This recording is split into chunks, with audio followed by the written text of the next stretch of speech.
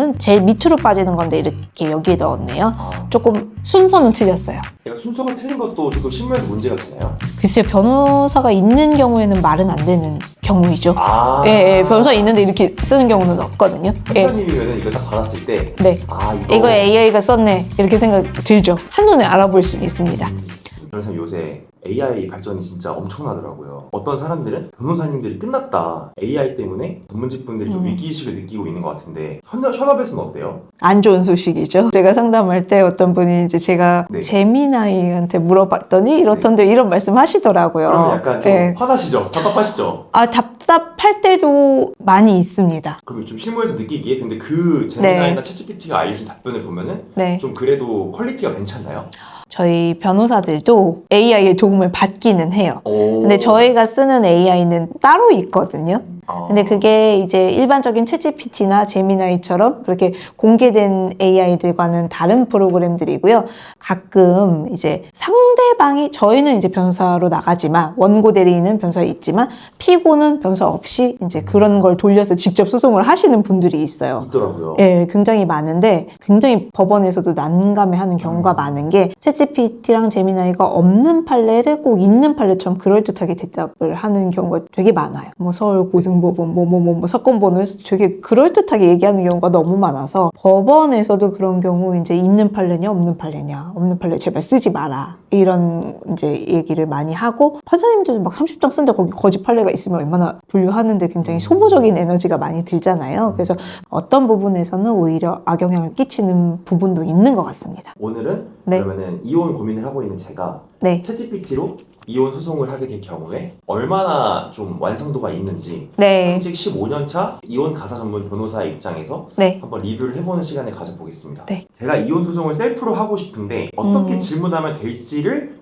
그 질문 리스트를 물어봤어요. 이거를 한번 순서대로 한번 보면서 이렇게 10단계를 했을 때 조금 괜찮은 접근인지 아니면 순서라든지 빠진 게 있는지를 한번 의견 주시면 좋을 것 같아요. 전체적으로? 네, 저희가 1단계가 한국에서 이혼을 준비 중이고 결혼 몇 년 차, 별거 몇 개월째, 내 명의 아파트는 누가 있다. 그리고 이제 나는 전업주부고 아이는 내가 양육 중이다. 그래서 이제 이혼에 동의하는데 재산 분할 때문에 그 양육권 때문에 조금 다투고 있다. 이 상황에서 내가 알아야 할 핵심 쟁점을 정리해달라. 내담자가 먼저 왔을 때 이런 인적사항을 물어보고 빠뜨린 부분이 있을까요, GPT가? 크게는 이거는 맞고요. 근데 이제 사실 이제 변사들 물어볼 때 이 앞에 물어보는 거는 상대가 이혼은 동의하지만 소송에서는 또 어떻게 튈지는 모르니까 이혼 사유가 뭔지를 한번 체크를 합니다. 이건 제일 중요한 게 빠진다. 예, 법적 이혼 사유가 있냐 없냐 그거를 저희는 제일 먼저 체크를 하기는 해요. 변호사 상담할 때는 이혼에 쌍방 동의하세요? 라고도 묻고, 그러면 동의한다면 동의한다는 증거를 굉장히 면밀하게 저희가 검토하고, 만약에 이제 그게 좀 동의라고 했는데 번복할 가능성이 있다면 법적인 이혼 사유가 있는지를 먼저 체크를 해요. 그 다음에 2단계는 이제 협의 이혼이랑 재판 이혼 둘 중에 뭐가 나은지 법률적으로 장단점과 소요기간 알려달라고 물어볼 건데 이 질문도 그 다음 단계로 좀 괜찮나요? 저는 거꾸로 해요. 사실은 저는 먼저 소송을 전제로 해서 재산분할, 양육권, 양육비, 면접교섭, 위자료를 다 검토를 하고, 그리고 마지막에 협의이혼, 조정이혼, 재판이혼을 나눠서 설명드리고, 이 케이스에서는 그래서 어떤 절차를 권고해드린다, 거꾸로 가거든요. 내용을 소송을 대비해서 먼저 다 검토를 하고 우리가 여기서 적정한 절차를 권고하는데, 이 친구는 협의냐 재판이냐 단계를 구분하는 거를 먼저 가져온 것 같아요. 형식적인. 그러면 굉장히 달라질 수 있겠네요. 네, 맞아요. 그럴 수 있을 것 같습니다. 다음 3단계는 결혼 후 취득한 아파트가 남편 명의로 15억이고 대출은 6억이야. 내가 전업주부로 7년 결혼 생활했다면 재산분할 비율은 보통 어느 정도야? 실제 판례 기준으로 설명해줘. 여기에서 판례를 거짓말을 칠 수도 있겠네요. 네, 그래서 만약에 판례를 물었을 때, 판례를 얘기했을 때 진짜 맞는 판례인지, 우리 케이스랑 유사한 건지, 그런 걸 좀 비판적으로 봐야 될 것 같아요. 보통 결과 40에서 50%의 가능성이 있다라고 하는데, 이거는 뭐 크게 보면 맞는 말일 수도 있고 자세히 보면 틀린 말일 수도 있고요. 뭐 순자산 기준이라는 얘기는 맞고, 15억에서 6억 빼고 9억 기준 몇 대 몇으로 나누는 거는 맞는 설명이고요. 다만 그때도 제가 말씀드렸다시피 7년 차에는 이제 판사님 성향이나 여러 가지 재산 관리나 이런 점핑이 온 각각의 케이스마다 50%가 되는 케이스도 있고 7대 3이 되는 케이스도 있으니까, 이걸 40, 50%의 가능성이라고 러프하게 설명하는 거는 맞지만 실제 판결로 들어갔을 때는 완전히 다를 수도 있습니다. 그렇죠. 전략에 따라서 또 달라질 수 있겠네요. 예, 맞습니다. 좋습니다. 다음 양육권인데요. 3살 자녀가 있고 현재 내가 양육 중이야. 양육권의 판단 기준과 판례를 알려줘. 내가 양육권을 가져갈 가능성은 어느 정도인지. 여기에서도 이제 판례가 조금 정확도가 떨어질 수도 있겠네요. 네, 맞습니다. 그리고 이 양육이 진짜 여러 가지 재반 조건을 이제 고려를 하는 거거든요. 그래서 사실은 현재 양육자, 양육 환경, 경제력, 아이, 나이 잘 나름 핵심적으로 뽑아낸 거는 맞는데 기타 등등 재반 조건을 모두 봐야 되는 겁니다. 다음 예. 양육비고 네. 남편 연봉이 이 정도라면은 네. 3살 자녀 양육비는 얼마 정도 적정한지 양육비 산정표 기준으로 이건 산정표 기준이 있기 때문에 좀 정확도가 있을 수 있겠네요. 네, 있을 수 있어요. 이거는 표준 양육비 산정 기준표를 바탕으로 하고 남편 연봉, 본인이 전업주부라면 소득 0, 아니면 본인이 뭐 알바에서 어떤 소득이 있다면 얼마 넣고 계산을 돌렸을 때 표준 양육비를 잘 이 친구가 계산할 수 있다면은 계산만 잘 한다면 맞는 답변이 나올 수도 있습니다. 네. 다음은 조금 중요할 것 같은데 네. 실제 소송 절차가 6단계고요. 변호사 없이 셀프로 재판 이혼을 변호사 없이 셀프로 재판 이혼 진행할 수 있을까요?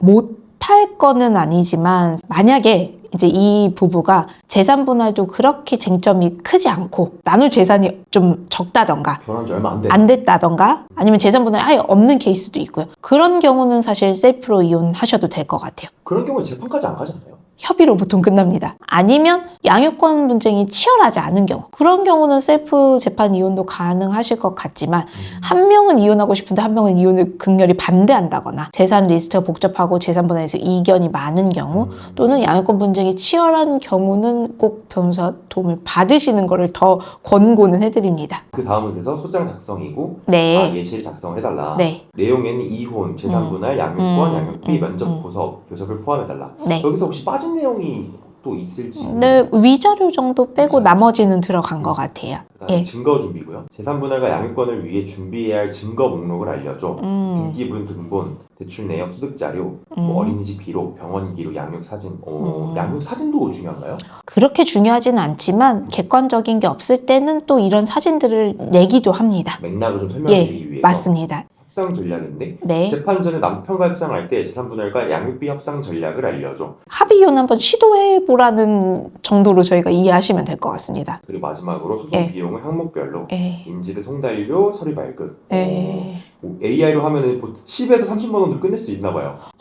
그렇지는 않고요. 재산이 큰 경우에는 인지대가 재산 가액별로 정해져 있어요. 그래서 재산 리스트가 많으면은 이 10에서 30만 원에 끝나지는 않고 기타 가압류나 가처분 같은 거 병행하시면 증권 수수료라든지 보증보험 끊는다든지 공탁금 같이 약간 그 외적으로 들어가는 금액들이 많이 있을 수 있습니다. 그럼 예. 저희가 하나씩 한번 네. 질문을 해보겠습니다. 시세 대비 대출해서 순자산 계산하는 거는 맞고요. 네. 한국이 명의 기준 아니고 기여도 기준이다. 이건 말은 조금 이상한 것 같아요. 명의 기준 아닌 거는 맞아요. 예, 근데 기여도 기준이라기보다는 재산분할 대상을 먼저 산정을 하고 그걸 몇 대 몇으로 나눌지의 기준이다. 이게 좀 맞는 설명일 것 같고요. 네. 남편 명의라도 혼인 기간 중 취득한 재산은 공동재산으로 판단되는 거는 맞고 제가 만약에 이걸 물어본다면은 아파트 시세를 먼저 물어보는 게 아니고 이 아파트가 혼인하면서 취득한 건지 혼인 전에 취득한 건지 취득할 때 자금은 누가 됐는지 처음에 뭐 이 집을 혼인 전에 취득했다면 이게 아예 특유재산을 빠질 수도 있는 대상이 있거든요. 네. 그래서 그런 것들을 취득을 실제 어떤 자금으로 이제 혼인 중에 있는지 혼인 전에 있는지 이런 것들을 좀 물어봐야 되고요. 대출이 있었는지 대출은 어떤 식으로 갚았는지 생활비 관리는 누가 해서 그 대출금이 어디서 빠져나갔는지 재산세는 누가 납부했는지 이런 것들도 다 체크를 해야 됩니다. 너무 겉핥기식인 것 같은데요, 이거는? 이게 러프하게 말하면은 이 친구가 말한 게 맞기는 맞지만 그런 중요한 부분들이 일단 대상이 된다라고 전제를 하고 깔았는데 조금 간결하게 설명을 한 것 같아요. 그다음에 이제 양육권으로 넘어가면은 네. 별거 상태고 엄마가 지금 양육을 하고 있는 상태다. 네. 그럼 유리한 상태가 맞는 거죠? 그건 맞아요. 왜냐면 현재 양육을 하면은 임시 양육자로 사전처분에서 지정될 가능성이 높고요.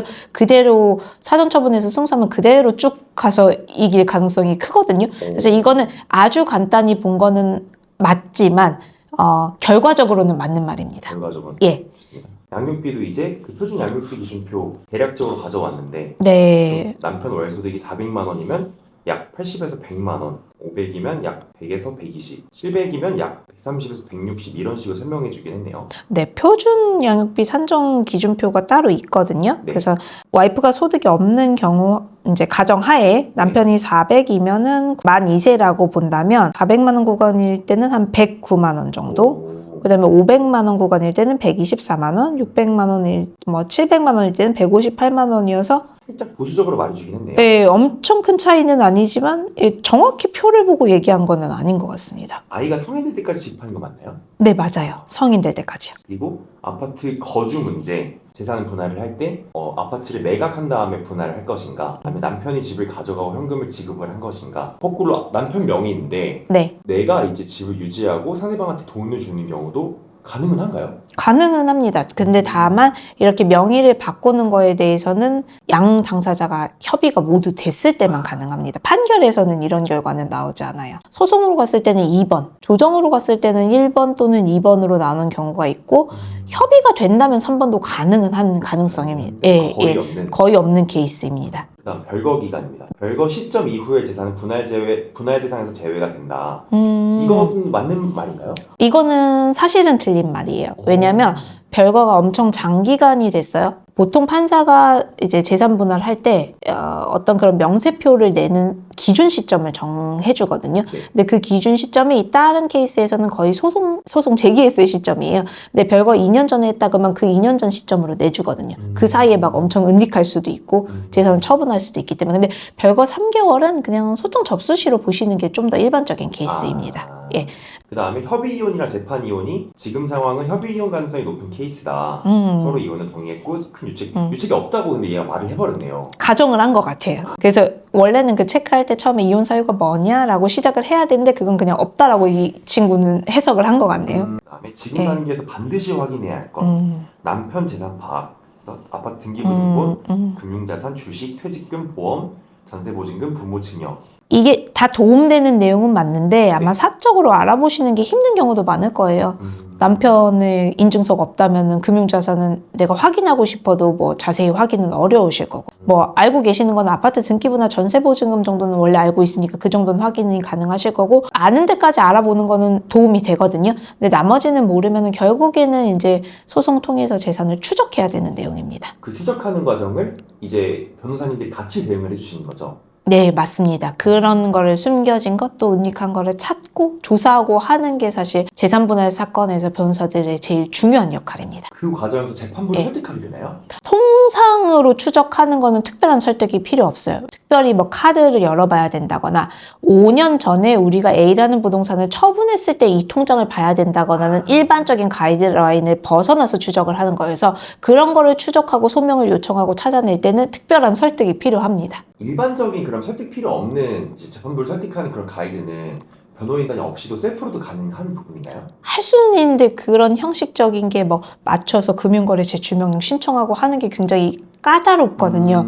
고생은 하실 수는 있지만 어떻게 하면 할 수도 있는데 소송 중간에 변호사 선임이 되는 경우가 있어요. 의뢰인께서 이제 그런 걸 혼자 하시다가 잘 안 되면은 재판부에서 중간에 변호사를 선임하라라고 합의부 사건에서는 권고를 하는 케이스가 많이 있습니다. 그때는 정말 안타까워서 말씀을 하시는 거니까 빠르게 전문가를 선임하시는 게 좋습니다. 가장 현실적인 결과 예상을 벌써 알려주네요. 굉장히 똑똑한데요. 저는 이렇게 예상 못할 것 같습니다. 이런 질의만으로는. 전혀 이게 달라질 수 있는 거죠. 맞습니다. 예. 마지막으로 중요한 질문은 네. 남편의 월소득, 아파트에 누가 계속 살 예정인지, 남편 부모 도움으로 살 집인지, 금융자산이 추가로 있는지. 근데 이것도 사실 남편 월소득은 내가 파악이 가능할 수 있는데 아파트에 누가 계속 살 예정인지도 사실 협의를 하고 재판을 하다 보면 달라질 수 있는 거잖아요. 달라질 수 있어요. 나의 마음이 살고 맞아요. 싶다고 살 수 있는 게 아닐 수도 있고. 네, 맞습니다. 금융자산이 추가로 있는지 중에서 아까 말씀하신 것처럼 3년 이전의 자산이면은 또 재판부를 설득할 필요가 있는 거고, 이 부분은 사실 좀 AI만으로는 어려운 부분이겠네요. 맞습니다. 그리고 남편 부모 도움이 있었는지 없었는지는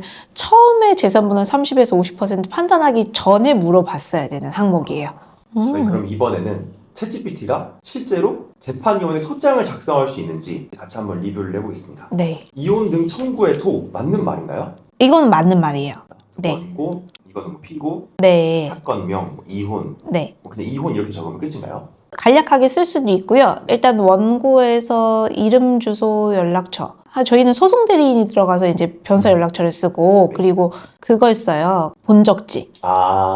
그걸 쓰는데 그거는 이 친구가 빠뜨린 것 같고, 원고 피고, 그리고 애기, 사건 본인에 대한 게 들어가야 돼요.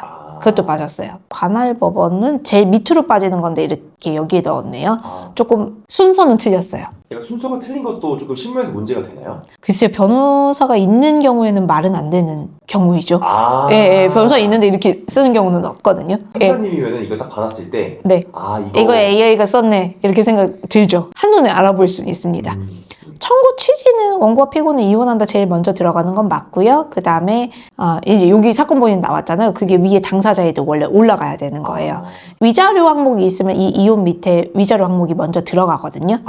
예, 그 다음에 친권 양육자 들어가는 거 맞고, 그 다음에 면접 교섭은 다음과 같이 한다라고 하고, 둘째, 넷째, 토요일에서 보통 일요일까지 1박 2일 숙박 교섭하는 게 좀 더 일반적이고요. 장소 및 구체적인 방법은 협의로 정한다라고 하기보다는 이렇게 아기가 어릴 때는 정해줘요. 뭐 아기 사건 본인의 거주지를 데리고 와서 데려다 준다 이런 식으로 보통 더 많이 쓰기는 합니다. 그리고 피고는 원고에게 재산 분할로 얼마를 지급하라는 들어가고요. 위자료가 위에 항목에 있으면은 그걸 가집행할 수 있는 조항이 여기 5항에 들어가고, 소송 비용은 피고의 부담으로 한다. 요거는 맞습니다, 기재가. 예. 그래도 생각보다는 꽤 그럴듯하게 썼는데요. 예. 청구 원인. 예, 이렇게 써도 될 것 같고요. 혼인관계의 파탄. 사실 여기가 이제 파탄에서 증명을 해야 돼요. 왜냐면 상대가 이걸 보고 저 이혼하겠습니다라고 하면 그렇게 중요하진 않지만, 이혼을 안 한다고 할 수도 있기 때문에 여기에 어떤 걸로 인해서 갈등이 있었고, 그 갈등에 대해서 좀 객관적인 입증 서류를 붙이는 게 조금 더 좋습니다. 자녀 양육. 요거는 뭐 이렇게 해도 무방할 것 같습니다. 이건 계산이 문제지 이렇게 쓸 수 있고요. 네. 연령 및 양육비 선정 기준 고려할 때 여기 빠진 거는 지급해야 되는 분, 피고의 월 소득이 얼마이므로 요 판단이 제일 중요합니다. 소득 대비이니까 그게 빠진 것 같네요. 그리고 면접 교섭은 뭐 간단히 써도 관계는 없고요. 재산 분할에서 피고 명의 아파트는 언제 어떤 경위로 취득됐고, 거기에 뭐 자금 조달을 어떻게 했고, 여기에 내가 기여한 바가 뭐다라는 걸 좀 상세히 써야 됩니다. 이거는 아주 간이한 목차이긴 한데 그런 핵심적인 요소들, 왜 상당한 기여도이고 왜 몇 프로가 돼야 되는지에 대한 설명은 없습니다. 그리고 첨부 서류는 틀렸어요. 더 자세하게 들어가야 돼요. 청구인 가족관계증명서, 혼인관계증명서, 기본증명서, 등본, 초본, 피고도 것도 마찬가지로 들어가야 되고요. 애기 서류도 좀 빠진 게 있습니다. 입증 방법하고 첨부 서류가 좀 헷갈린 것 같고요. 입증 방법에 보통 이제 필수 서류들이 이렇게 들어가고, 아까 말씀드린 것처럼 뭐 혼인 파탄에 대해서 증거라든지 그런 부분들이 좀 더 보완이 돼야 될 것 같네요. 좀 전문가가 쓰지 않은 느낌이 나서 어색해요. 재판부 입장에서는 약간 이거 실무랑 다른데? 맞습니다. 그 다음에 이런 게 많아지면 이거 AI네 라는 생각이 들 것 같고, 경중을 아직 따지진 못하는 것 같아요. 네, 형식이랑 절차 틀은 거의 비슷하게 흉내는 냈는데 내용의 중요성에 대한 판단은 좀 부족한 것 같습니다. 만약에 셀프 소송을 챗GPT로 한다면 일단 혼자서 이제 서식 같은 거를 보고 잘 준비를 하시고, 내가 빠진 게 혹시 뭐가 없을지 정도로 체크하는 거는 도움은 되실 것 같아요. 변호사님, 저희가 오늘은 AI로 이혼 소송, 셀프 이혼 소송을 한번 진행을 해봤는데 전반적으로 좀 어떠세요? 좀 실제로 위기의식이 느껴지는 정도인지. 한 5년은 괜찮을 것 같은데. 5년? 그 뒤에 발전 속도는 제가 잘 모르겠지만, 아직은 이제 이 친구가 뭔가 겉으로 봤을 때 그럴듯하게 흉내 내려고 하고 항목들을 지적하고 하는 거는 꽤 괜찮은 것 같아요. 근데 이제 깊숙하게 들어갔을 때 뭐가 중요하고 중요하지 않은지에 대한 판단, 또 판사님들이 판단할 때 뭘 중요하게, 이혼 사유에 대한 거, 기여도에 대해서 어떤 부분을 중요하게 보는지까지는 아직은 좀 미숙한 것 같습니다. 저희가 다음 영상에서는 이혼 소송을 앞두고 대형 로펌이랑 중소형 로펌 중에 어디가 좋을지를 한번 알아보려고 하는데, 그 둘을 비교해가지고 좀 재미있는 내용을 이야기를 하면 좋을 것 같습니다. 네, 알겠습니다. 변호사님, 오늘도 좀 양질의 내용 감사하고요. 저희 다음 시간에 또 뵙겠습니다. 감사합니다.